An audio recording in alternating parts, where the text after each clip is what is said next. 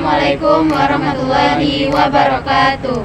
Baiklah, perkenalkan kami dari kelompok 5 yang beranggotakan Saya Ilham Maulana dengan NIM 24370018. Saya Tri Anita dengan NIM 24370034. saya Adelia Petrinda dengan NIM 24370001. Saya Hamilur Pulungan dengan NIM 24370116. yang berjudul Mitigasi Bencana Longsor. Selamat menyaksikan.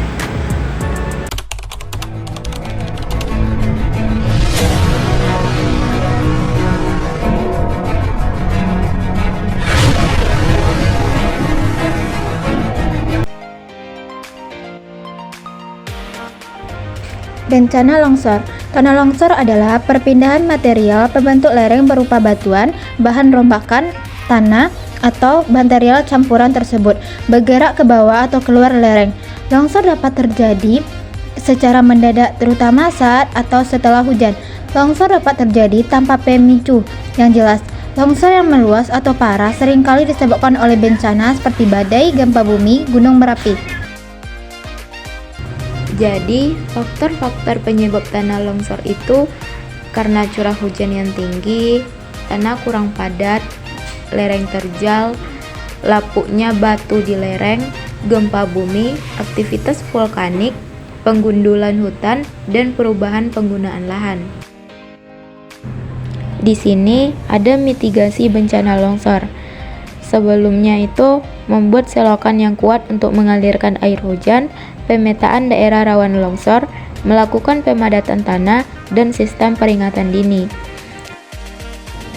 Saat terjadinya longsor, apabila mendengar suara sirine peringatan longsor, segera evakuasi ke arah zona evakuasi yang telah ditentukan. Segera menjauhi area longsor dan menghubungi pihak yang berwenang. Ada 3 kasus longsor terbesar di Indonesia. Yang pertama yaitu longsor Baharok, Sumatera Utara.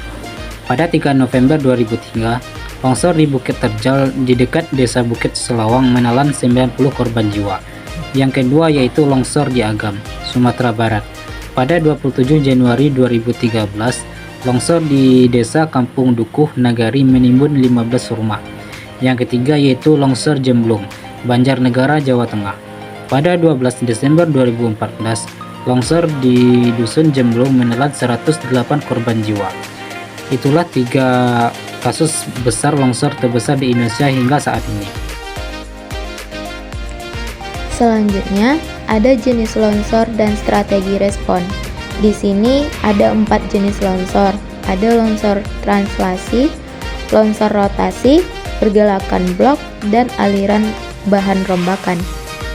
Strategi responnya membentuk tim respon cepat untuk penyelamatan dan medis, menyediakan kebutuhan pangan dan medis bagi korban, menyusun rencana evakuasi dan tempat penampungan, dan perbaikan rumah sakit, jaringan listrik, dan sistem air bersih.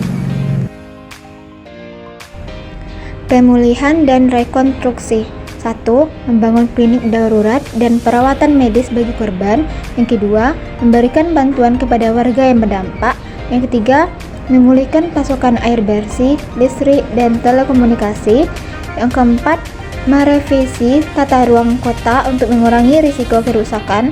Yang kelima, membangun kembali fasilitas yang terkena longsor. Yang keenam, membangun dan memperbaiki rumah-rumah yang hancur. Jadi, dapat disimpulkan bahwa tanah longsor dapat menyebabkan kerugian besar, baik dalam hal kerusakan lingkungan maupun korban jiwa.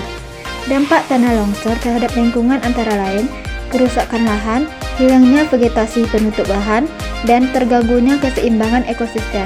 Tanah longsor dapat terjadi karena air yang meresap ke dalam tanah, menambah bobot tanah.